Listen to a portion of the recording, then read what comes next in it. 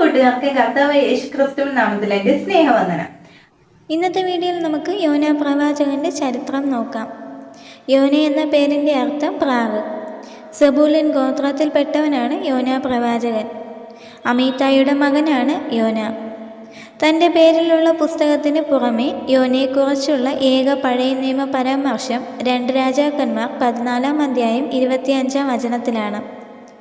Israel രാജാവായ യെരോബയാം രണ്ടാമൻ്റെ ഭരണകാലത്തിലോ അല്പം മുൻപോ അദ്ദേഹം ജീവിച്ചിരുന്നു.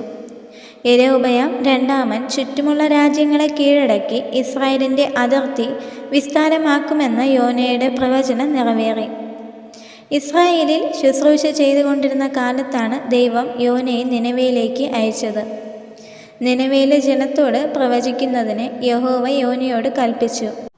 നിനവയിലേക്ക് പോകുവാൻ മനസ്സില്ലാതെ യോന യാഫോവിൽ ചെന്ന് തർശീശിലേക്കുള്ള കപ്പലിൽ കയറി.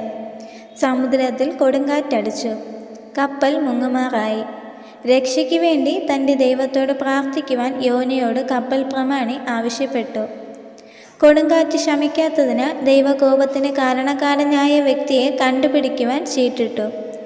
യോനയുടെ നിർദ്ദേശം അനുസരിച്ച് തന്നെ കപ്പൽക്കാർ യോനയെ സമുദ്രത്തിൽ നിന്ന് എറിഞ്ഞു. സമുദ്രത്തിൻ്റെ കോപമടങ്ങി. ഒരു മഹാമത്സ്യം പ്രവാചകനെ വിഴുങ്ങി. 3-ാമത്തെ ദിവസം മത്സ്യം യോനയെ കരയ്ക്ക് ഛർദ്ദിച്ചു. പിന്നെ യഹോവ കൽപ്പിച്ചതനുസരിച്ച് യോന നിനവയിലേക്ക് പോയി. യോനയുടെ പ്രസംഗം കേട്ട് ജനം അനുതപിക്കുകയും പട്ടണം മുഴുവൻ രക്ഷിക്കപ്പെടുകയും ചെയ്തു.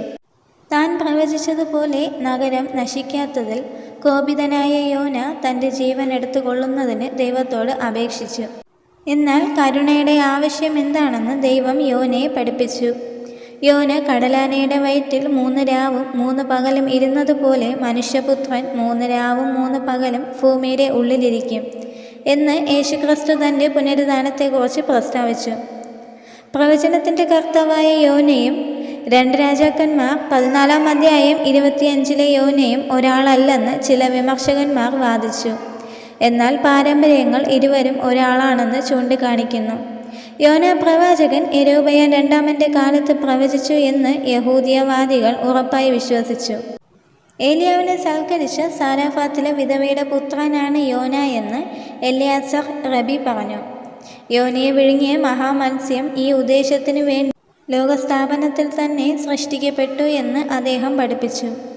മഹാമത്സ്യത്തിനകത്ത് വച്ച് പ്രവാചകനുണ്ടായ അനുഭവങ്ങളെക്കുറിച്ചുള്ള പല കഥകളും ഉണ്ട്.